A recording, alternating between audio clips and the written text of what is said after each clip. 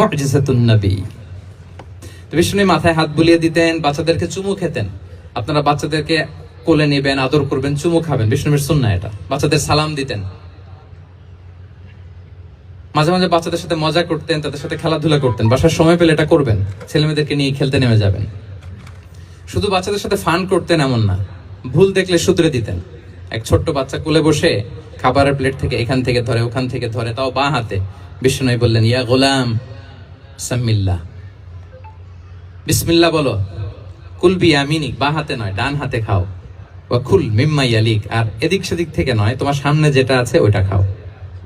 সুবহানাল্লাহ। শুধরে দিতেন। সাদাকার খেজুরের স্তূপ ছিল, যাকাতের খেজুর। হাসান রাদিয়াল্লাহু তাআলা আনহু, বিষ্ণু ইসলামের দৌহিত্র, ছোট্ট মানুষ, হাঁটতে হাঁটতে যে খেজুরের স্তূপের দিকে খেজুর নিয়ে খেলতে যায়, হঠাৎ একটা খেজুর খেতে আরম্ভ করলেন। বিষ্ণু বললেন, কেখ কেখ, থামো থামো, ওয়াক থু থু।